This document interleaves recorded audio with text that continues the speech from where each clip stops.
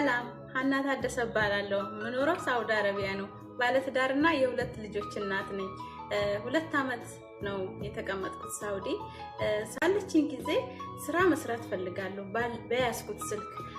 እሱም ግን መስራት እየፈለኩኝ መንገዱንና መስመሩን የሚያሳየኝ ሰው አጥቼ ነው። ሞክር ያለው አልተሳካልኝም። ማድረግና እስክሎር እያደረኩ ነበር ሙሉው። እንደተለመደው እስክሎር እያደረኩኝ ሲሄድ ተስፍሽ ቤት ገባሁኝ። ተስፍሽ ቤት ስገባ ዩቲዩብ እና ስለ ፌስቡክ ስለ ቲክቶክ መማር የምትፈልጉ ካላችሁ 1200 ተማሪዎች የማዳም ቅመሞችን አስተምራለሁ፣ በነፃ አስተምራለሁ፣ እናንተን አግዛለሁ።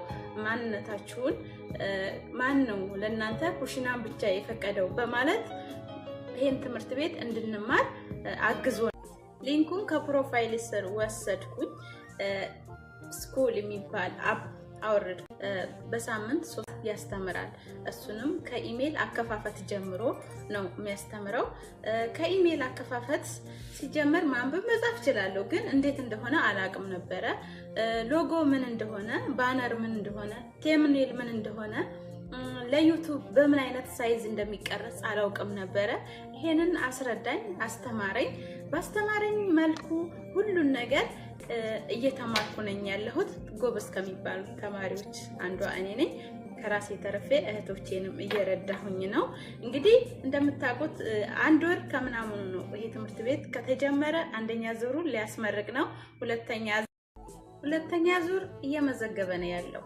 እንዳያመልጣችሁ። ሎሚ ስኩል ይለያል። ሎሚ ስኩል ከተቀላቀልኩ በኋላ ውስጤ ያለውን ማንነቴን ማውራት መናገር ችያለሁ። በፊት እፈራ ነበረ፣ ካሜራ ላይ እንደዚህ መቀመጥ እፈራ ነበረ።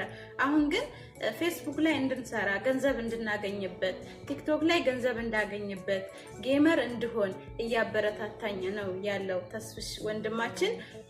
በአሁን ሰዓት እየተመዘገበ ነው ያለው 2ኛ ዙር። እንዳያመልጣችሁ። ለበለጠ መረጃ ባዮ ላይ ባለው ስልክ በዋትስአፕ መጠየቅ ትችላላችሁ። ትምህርት ቤቱም ሊንክ ባዮ ላይ አለላችሁ። ሰብስክራይብም አድርጉኝ፣ ዩቲዩብ ሊንክም አለላችሁ። እወዳችኋለሁ፣ አመሰግናለሁ። ሎሚ ስኩል እንዳያመልጣችሁ። እህትነት፣ ወንድምነት፣ መልካም ነገር፣ መልካም ገበያን የምትገበዩበት ነው ሎሚ ስኩል። ዘር ቀለም የማይለይ በአንድነት ኢትዮጵያዊን የሚሰብክ